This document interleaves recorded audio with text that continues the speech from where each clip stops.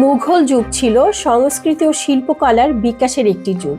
রাজ দরবার ছিল সঙ্গীত শিল্পী, নর্তকী ও কবিদের প্রতিভার কেন্দ্রবিন্দু। আনারকলি বাদশাহ আকবরের প্রিয় বাইজি ছিলেন। সেলিম ও আনারকলির মর্মান্তিক প্রেম কাহিনী আজও দর্শকদের মন ছুঁয়ে যায়। সেলিম ছিলেন সম্রাট আকবরের প্রিয় পুত্র, যিনি পরবর্তীতে সম্রাট জাহাঙ্গীর নামে পরিচিত হন। আজ আমরা জানব সম্রাট আকবর কেন আনারকলিকে জীবন্ত কবর দিয়েছিলেন।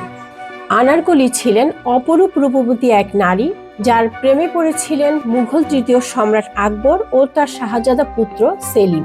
শাহজাদা সেলিমের সাথে ভালোবাসার সম্পর্কের জন্যই আনারকলিকে প্রাণ দিতে হয়। আনারকলির আসল নাম নাদিরা বেগম, আবার কেউ বলেন শরীফুন্নেসা। তার বাবা একজন ইরানি ব্যবসায়ী ছিলেন। জীবনের কোনো এক সময় আনারকলি তার বাবার সাথে আফ্রিকার উত্তর উপকূল থেকে জাহাজে ফেরার পথে ডাকাতের আক্রমণের শিকার হন। তার বাবাকে হত্যা করা হয় এবং তাকে ইস্তাম্বুলের কৃতদাস বাজারে বিক্রি করে দেয়া হয়। সেখান থেকে বিত্তবান এক ব্যবসায়ী তাকে কিনে নেয়। কিছুদিনের মধ্যে শরীফুন্নেসা রূপের কথা চারিদিকে ছড়িয়ে পড়ে। সে এতই সুন্দরী ছিল যে তুরস্কের বাদশাহ তার রূপের কথা শুনে তাকে তার বন্ধু আকবরের কাছে উপহার হিসেবে পাঠায়। বাদশাহ আকবর প্রথম দেখাতেই তার প্রেমে পড়ে যান।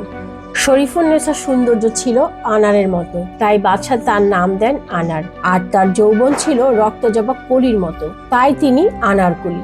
সময়টা ছিল 1599। আগ্রা প্রাসাদে আনারকলিকে নিয়ে শুরু করা হয় জলসা। আর সেখানে শাহজাদা সেলিম প্রথম আনারকলিকে দেখার পর সেলিমের মনে হয় এই নারী পৃথিবীর কেউ নন, যেন স্বর্গ থেকে নেমে আসা হুর। একজন নারী এত সুন্দর হতে পারে যার চোখ ছিল নীল জলের মতো। তাই আনারকলিকে কাছে পেতে হাত করেন সম্রাট আকবরের হেরেমের রক্ষী সারাকি। সম্রাট শিকার করার জন্য গেলে সেলিম ও আনারকলি একসাথে সময় কাটান। তখন আনারকলি ও সেলিমের প্রেমে পড়ে যায়। তারা প্রায় সময় একসাথে হতো এবং তা গোপন রাখা হতো।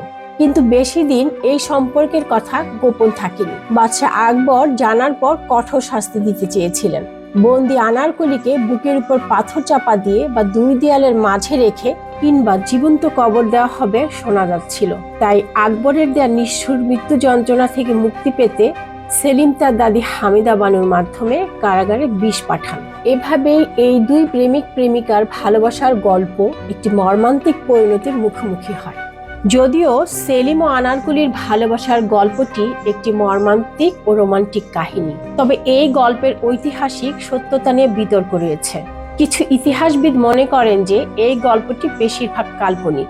অন্যান্যরা বিশ্বাস করে যে এর ঐতিহাসিক ঘটনার সাথে কিছুটা সম্পর্ক রয়েছে, কারণ লাহোরে আনারকলির নামে স্মৃতির স্তম্ভ ও আনারকলির কবর রয়েছে, যা জাহাঙ্গীর সম্রাট হবার পর তৈরি করেছিলেন। সেখানে ফার্সি ভাষায় জাহাঙ্গীর লিখেছিলেন, আমি হাসরের দিনে ধন্যবাদ জানাবো সৃষ্টিকর্তাকে। যদি একবার সেদিন আরেকবার দেখতে পারি প্রিয়ার মুখ। জাহাঙ্গীরের সে লেখা আজও আছে, কারণ ভালোবাসা কখনো মুছে যায় না।